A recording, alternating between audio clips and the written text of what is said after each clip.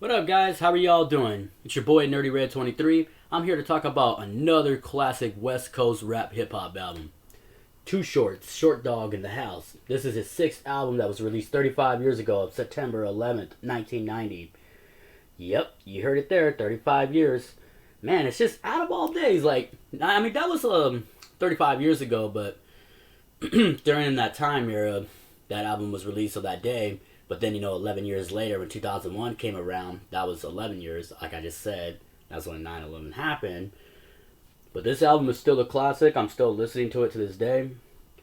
And also, I would say for 9/11, may God rest all those people's lives, their souls that passed. So, yes, Too Short released this album 35 years ago through Jive Records, and the CD contains a number of both socially conscious songs as well as dirty rap and sexually explicit songs that have made Too Short famous. And the album's production samples a number of classic P-Funk records as well as the heavy use of Roland TR-808, TR-808, and for instrumentation.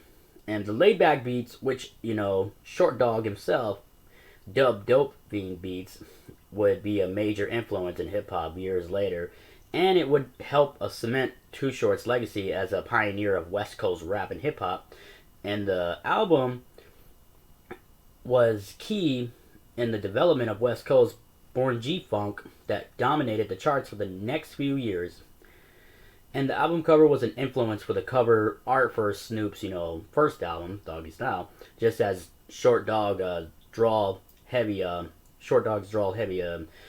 delivery had influence of Snoop's vocal style. And upon release, the album received a number of positive reviews, which helped it reach the highest position on the U.S. R&B charts of any of Too Short's albums at the time. So yes, it definitely features a title track on here, and then It's Your Life, The Ghetto, that's one of my favorites. Donny Hathaway right here wrote it, including Leroy Hudson. Says the name credits right here. Short but funky, Dead or Alive, Punk, Beef, Ain't Nothing But a Word to Me, featuring with Ice Cube, Hard on the Boulevard, Paula and Janet, and Rap Like Me. Classics, man. These are definitely bangers. And the singles that were released were Short but Funky and The Ghetto. Love this album, man. Shoot, 35 years, still a West Coast classic from the Bay Area. Still a classic. And it's a record store day sticker right here, and it says California Rap Classics. Super dope. I'm really happy to have it. I bought it off a seller from Atlanta, Georgia. Actually, not Atlanta, but I bought it off in a city that's near Atlanta. Other than that, I'm happy I bought it. That's what matters.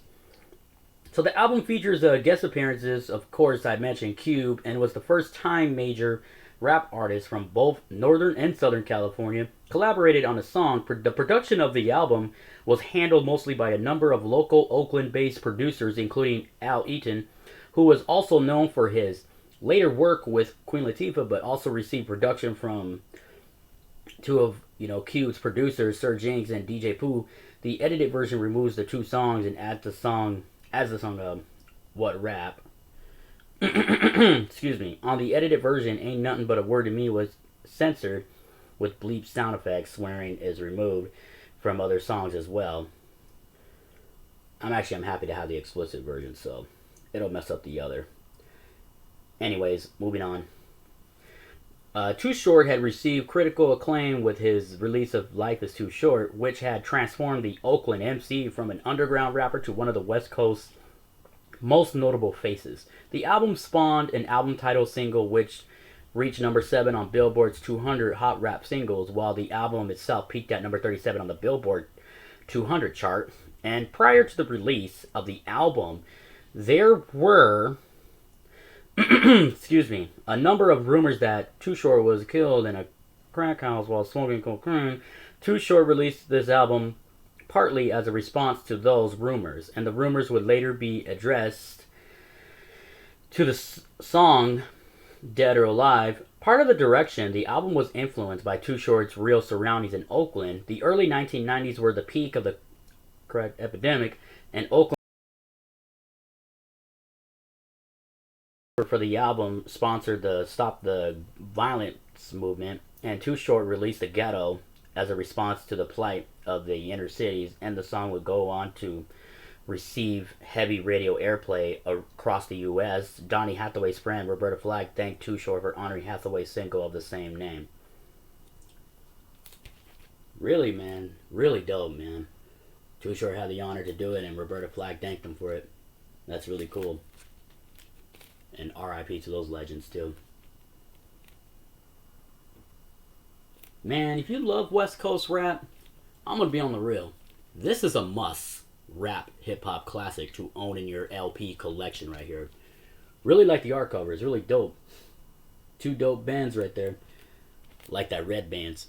Well, they got all the cool cars right here. Got some caddies in there. I think that's a Cadillac right there. It's like a dark blue looking Cadillac. Super dope, man. Really dope. And I could tell it does show a little the inspiration of the Dogs, because, you know, Snoop's, you know, first album, that's where the inspiration right here. I could see that. It's really dope. There's Too Short right here again next to his white Benz, all dressed up in his white suit, just being Mr. Short Dog. Super dope record, man. What's your favorite song off the album? Don't forget to hit that like and subscribe and comment. Follow your boy, and I'll return to the next one. Y'all have a blessed one and stay safe. And if you don't have this record, search for it and go bump it on your turntables, because that's what I'm going to do. I'm going to definitely bump the heck out of this record. Still one of my favorite records to listen to. Peace, y'all.